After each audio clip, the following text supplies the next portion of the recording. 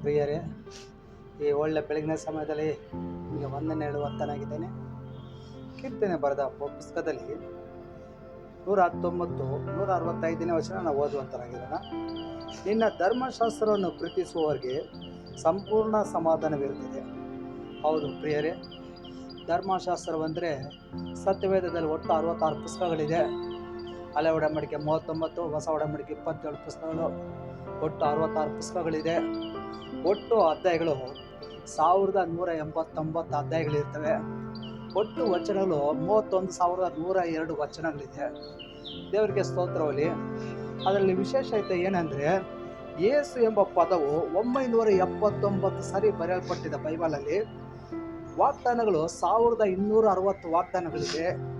ಅದೇ ರೀತಿಯಲ್ಲಿ ದೇವರಿಗೆ ಸ್ತೋತ್ರವಲ್ಲಿ ದೇವರು ಎಂಬ ಪದ 4379 ಸಾರಿ ಬರೆಯಲ್ಪಟ್ಟಿದೆ. ಕೃಪೆ ಎಂಬುವಂಥ ಪದ 200 ಸಾರಿ ಬೈಬಲಲ್ಲಿ ಬರೆಯಲ್ಪಟ್ಟಿದೆ. ಯೇಸು ಕ್ರಿಸ್ತರನ್ನ ಆಗಮನ ಕುರಿತು ಹೊಸ ಒಡಂಬಡಿಕೆಯಲ್ಲಿ 366 ಸರಿ ಬರೆಯಲ್ಪಟ್ಟಿದೆ.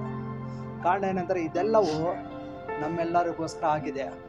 ನಾವು ಸಮಾಧಾನ ಪಡಿಬೇಕಂದ್ರೆ ಬೈಬಲ್ ವಚನನ ಓದುವಂತರಾಗಿರ್ಬೇಕು, ಧರ್ಮಶಾಸ್ತ್ರ ಪ್ರೀತಿಸುವಂತರಾಗಿರ್ಬೇಕು.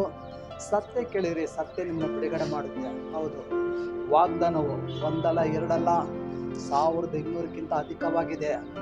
ವಾಗ್ದಾನಗಳನ್ನು ಹೊಂದಿಕೊಳ್ಳಬೇಕಂದ್ರೆ ಧರ್ಮಶಾಸ್ತ್ರವನ್ನು ಪ್ರೀತಿಸುವಂತರಾಗಿರ್ಬೇಕು, ವಾಕ್ಯ ಓದುವಂತರಾಗಿರ್ಬೇಕು, ವಾಕ್ಯವನ್ನು ಅಂಗೀಕರಿಸುವಂತರಾಗಿರ್ಬೇಕು, ಆತನ ಕೃಪೆಯಲ್ಲಿ ನಿಲ್ಲುವಂತರಾಗಿರ್ಬೇಕು, ಆತನ ವಚನಕ್ಕೆ ಭಯಪಡುವಂತರಾಗಿರ್ಬೇಕು, ಆತನ ಆಶ್ರಯನ ನಾವು ಹೊಂದಿಕೊಳ್ಳುವಂತರಾಗಿರ್ಬೇಕು.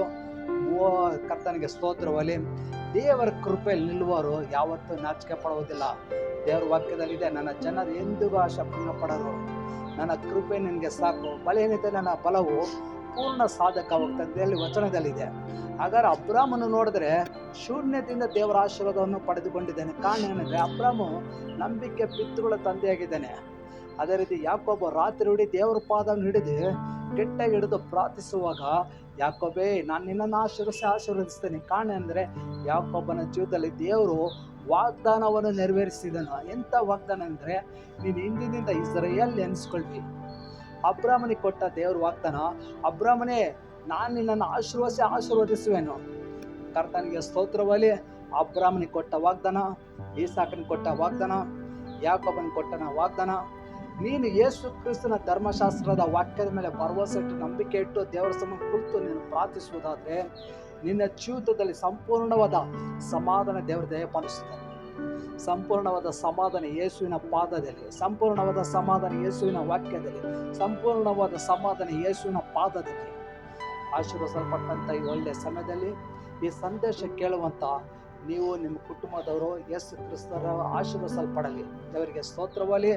ಒಂದು ನಿಮಿಷ ನಾವು ಕಣ್ಣುಗಳನ್ನು ಮುಚ್ಚುವಂತರ ನಾನು ಪ್ರಾರ್ಥನೆ ಮಾಡುವಂತರ. ಪರಲೋಕ ಭೂಲೋಕ ಉಂಟು ಮಾಡಿದ ಸರ್ವಶಕ್ತಿಗಳ ನನ್ನ ಕರ್ತನೆ, ಒಳ್ಳೆಯ ಸಂದೇಶ ನಮಗೆ ಬೆಳಗಿನ ಜಾವದಲ್ಲಿ ಕೊಟ್ಟಿದ್ದೀರಾ.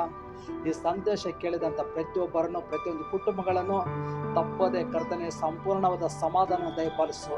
ಇದುವರೆಗೂ ಕಾಣದಿರೋದು, ನೋಡದೇ ಇರೋದು, ಆಗದೇ ಇರೋದು, ನಡೆದೇ ಇರೋದು ಅವ್ರ ಜೀವಿತದಲ್ಲಿ ದೇವರೇ ದೊಡ್ಡ ಸಮಾಧಾನ ದಯಪಾಲಿಸು. ಕರ್ತನೆ ಅವರು ದುಃಖಿಸುವಂಥ ದಿನಗಳು ಕೊನೆ ಕಾಣಲಿ, ಸಮಾಧಾನ ಕಾಣಲಿ, ನಿತ್ಯ ನಿರಂತರವಾದ ಸಂತೋಷ ಕಾಣಲಿ, ಧರ್ಮಶಾಸ್ತ್ರವನ್ನು ಪ್ರೀತಿಸುವಂತೆ ನೀವು ಅನುಗ್ರಹ ಮಾಡುವಂತರಾಗಬೇಕೆಂದು ಯೇಸು ಕ್ರಿಸ್ತನ ಮೂಲಕವಾಗಿ ಪ್ರಾರ್ಥನೆ. ಜೀವ ಒಳ್ಳೆಯ ಆಮೇಲೆ